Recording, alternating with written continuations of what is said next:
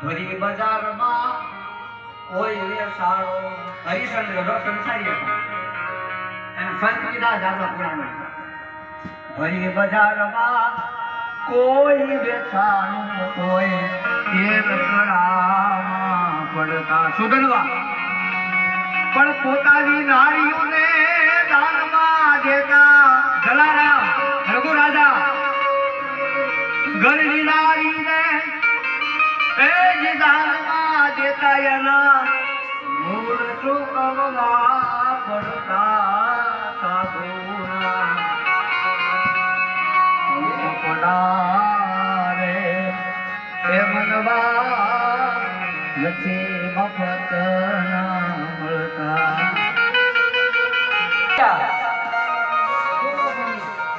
જીવન આપણો ગઈકાલની કથામાં આપણે જોયું કે મહારાજા દશરથજી સભામાં બેઠા છે અરીસો મગાવ્યો અરીસાની અંદર પોતાનું મુખ જોયું ડાબી બાજુથી મુગટ ત્રાસો થઈ ગયો હતો અને એક સફેદ લટ મહારાજા દશરથજીને એમ કહેતી કે દીકરા હવે વ્યવહારની સાથીઓ દીકરાને આપી જો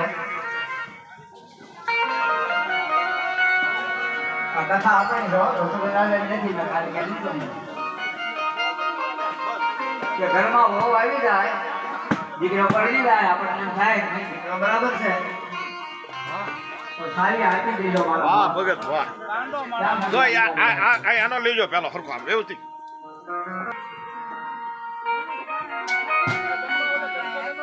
નામ નથી ભૂખતા હો બાપા જમના બોય ભૂખતો નથી રહ્યા આજે આપી ગયા ને મા બાપ જંગલમાં વયા ગયા ચાલો આથી સત્યુગની અંદર તમે જો એ જંગલમાં ભજન કરવા જાય આપણે ભજન કરવા નથી જવું ઘર નથી મૂકવું અને આપણે મૂર્તિ એમ નથી પાછા એટલે મારી અમે કીધું બાપો કથામાં નથી લાવો કદાચ સાધુ બની ગયો હોય તો મારી ભાઈ 170 કથા વાંચી એટલે સાધુ મોહન બેટા જાય ક્યાંથી થાય છે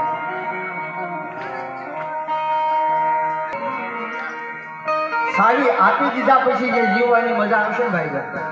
એ હાથમાંથી હસકાઈ ગયા પછી જીવવાની મજા નહીં આવે લખી રાખજો માટે આપી દો પણ મમતા મરે નહીં એનું મારે શું કરો વાલો મારો દીનાનો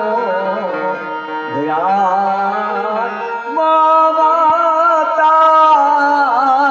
મરે નહીં એનું મારે શું કરો તમે ઓલી વાત સાંભળેલી છે ને ક્યાંક દાદા ખાટલે પડ્યા હતા બીમાર હતા અને જીવ જાતો હતો ચાર દીકરાની ઘરવાળીઓ ખાટલાની ફરતા બેસી ગયા હતા જોકે દાદાને તો અત્યારે સારે પાયે જમરાજા જ દેખાતા હતા જીભ વહી ગઈ છે એટલે દાદા ખાલી એટલું બોલે વાહ સા એટલે છોકરાને એમ થયું કે વાડામાં દાદાએ પૈસા નહીં હંતાડ્યા હોય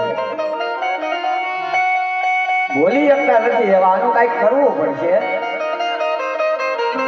એટલે ગામમાંથી એક સારામાં સારા ડોક્ટરને બોલાવ્યા અને કીધું કે મારા